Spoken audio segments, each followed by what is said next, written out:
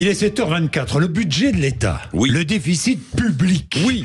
Éric Revel, bonjour Éric. Bonjour Jean-Jacques, bonjour à Le tous. déficit public se creuse. C'est ce que nous a révélé le ministre de l'économie et des finances, Bruno Le Maire. En attendant le nouveau Premier ministre, peut-être Thierry Baudet, nous allons y revenir, la question du budget devient urgente, vraiment urgente, et les députés responsables des finances et du budget s'impatientent. Mais d'ailleurs, c'est quoi le budget de l'État? Vous avez raison. Le budget, ce sont les impôts que nous payons, ce sont les payes des fonctionnaires, ce sont les investissements de l'État dans nos services publics qui sont tellement dégradés. Bref, le budget, c'est un outil majeur de la vie économique et donc politique du pays. Mais avec la dissolution, la démission du gouvernement, les atermoiements d'Emmanuel Macron à nommer un Premier ministre et donc un gouvernement, le temps presse. Le budget de l'État doit être adopté avant la fin de l'année. Alors vous parliez de ces députés qui montent au créneau. Oui, il y a Coquerel, le président de la Commission des Finances. Il y a De Courson, le rapporteur général du budget, qui menace quoi ?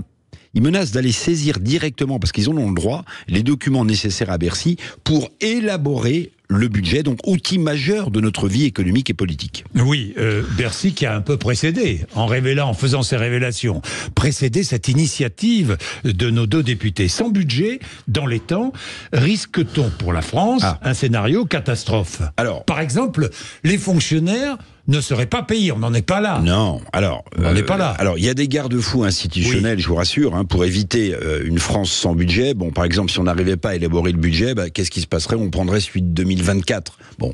Oui. Mais les fonctionnaires, évidemment, de l'État seront payés. Mais le risque, il est ailleurs. Le risque, il est ailleurs. Ce sont les marchés financiers, vous savez, qui prêtent pour financer notre dette de 3100 milliards d'euros.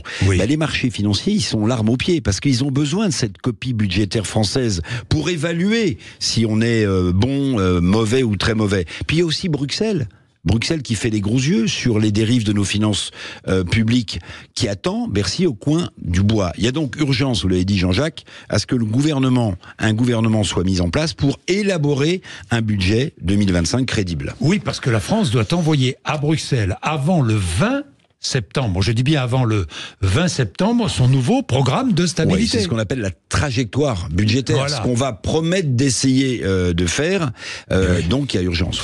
Alors, mais à quoi va ressembler ce nouveau budget, puisqu'on ne connaît pas la couleur politique du nouveau gouvernement, et même on ne connaît toujours pas le Premier ministre. À quoi va ressembler ce budget? À celui de 2024 écoutez, forcément, non? La confusion est totale, parce que tout dépendra évidemment de la couleur politique du nouveau gouvernement, qui n'aura pas de majorité de toute façon à l'Assemblée nationale, donc c'est mission impossible, parce que les choix budgétaires de gauche ou de droite, du NFP, du MoDem ou des LR, sont pas du tout les mêmes. Augmenter les dépenses ou diminuer, relever les impôts ou les alléger, c'est pas du tout la même chose.